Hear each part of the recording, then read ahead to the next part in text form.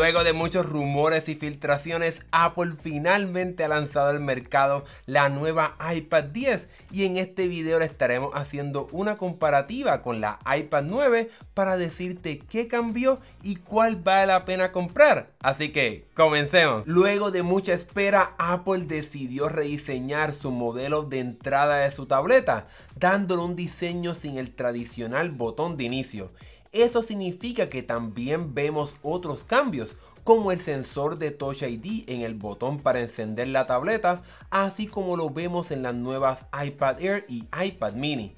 Y también vemos un nuevo diseño de pantalla completa, como vimos inicialmente en la iPad Pro. Como puedes ver, eso significa que por lo menos en la parte superior e inferior de esta tableta, los bordes son sumamente más gruesos en la iPad de novena generación. En cuestión de diseño es obvio que la nueva iPad 10 gana. Llega con un nuevo diseño, más colores y sin el tradicional botón de inicio, pero eso no significa que hay unas cosas un poco extrañas de esta tableta que estaremos hablando en las próximas secciones. La pantalla es otro punto de cambio sustancial y a la misma vez no. La nueva iPad 10 tiene una pantalla más grande de 10.9 pulgadas, pero no te dejes engañar por su diseño, ya que la pantalla sigue siendo de la misma brillantez y no está laminada, así que eso significa que verás un espacio entre la pantalla y el cristal, así como se ve en la iPad 9. Es extraño que Apple haya rediseñado esta tableta y no le haya dado una pantalla laminada, pero con todo y eso considero que es mucho mejor la iPad 10 simplemente porque la pantalla es más grande. En cuestión de procesador, la nueva llega con uno más poderoso, el A14, pero la iPad 9 también tiene el A13, que para nada es un procesador malo. Lo importante aquí es que aunque la iPad 10 es una nueva tableta, tampoco podrás usar la función de Stage Manager que llegó con iPadOS 16. La cámara trasera de la iPad 10 es mejor, tanto en la apertura como en la resolución, ya que es de 12 megapíxeles. Sin embargo, no creo que estés capturando muchas fotos con tu iPad, aunque sí puedes capturar videos en 4K en la iPad 10.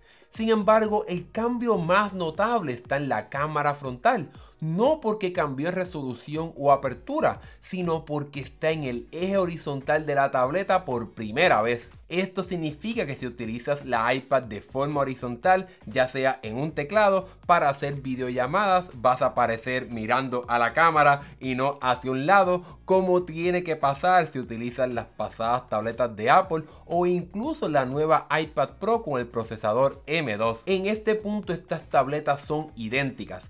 Ambas llegan con hasta 10 horas de uso mixto, pero aquí hay un detalle interesante para la nueva iPad 10, ya que llega finalmente con el conector USB tipo C para que puedas recargar la batería utilizando un cargador un poco más universal y para que poco a poco vaya quedando en el pasado el anticuado conector Lightning de Apple. Sin embargo, esta idea del conector USB tipo C también trae algo un poco extraño que estaremos hablando en la siguiente sección. En cuestión de accesorios, el iPad 10 trae una evolución y un atraso a la misma vez.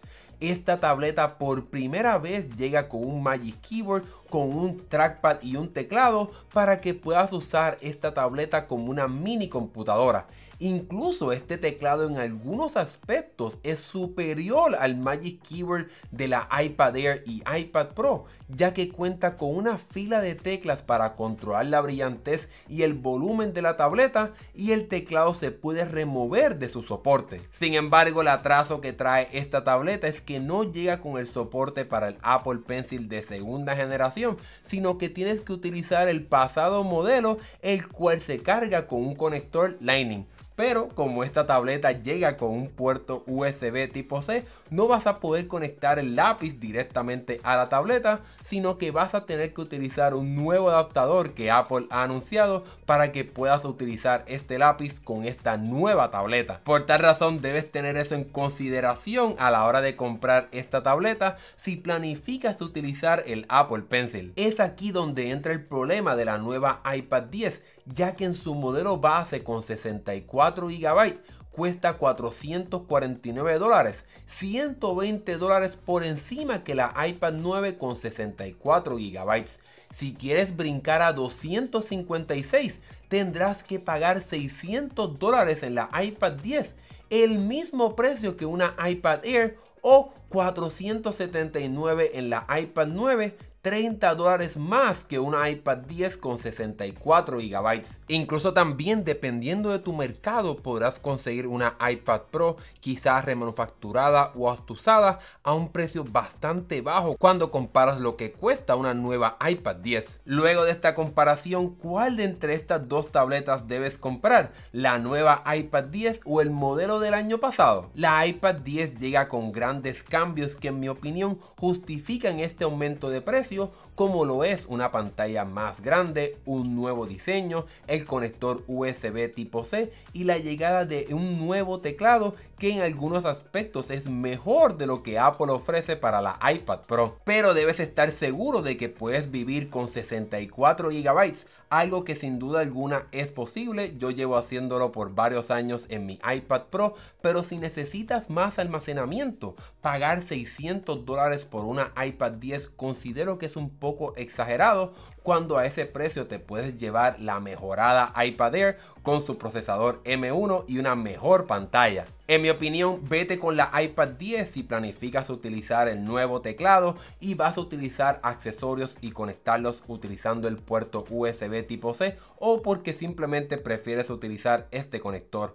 La iPad 9 es sin duda alguna una buena alternativa con buen desempeño, una pantalla bastante decente, y de cierta manera si piensas utilizar el Apple Pencil, aquí en esta tableta es un poco más fácil, ya que no te tienes que preocupar por comprar un adaptador para poder cargarlo. Y en fin, debes recordar que en cuestión de sistema operativo estas tabletas son prácticamente idénticas, así que si no planificas hacer algo muy intenso de trabajo que requiera muchas aplicaciones y quizás te interesa una tableta para ver series, películas y más, yo creo que la iPad 9 es una alternativa bastante buena que también te ayudará a ahorrar un poco de dinero. Y con eso hemos llegado al final de esta comparativa de la iPad 10 y la iPad 9. Déjame saber en la sección de comentarios cuál te piensas comprar tú y por qué, y si estás de acuerdo en este análisis. Mi nombre es Hernán Rosario y si te gustó este video dale like y suscríbete para que veas más videos como este. Nos estaremos viendo en la próxima. Hasta luego.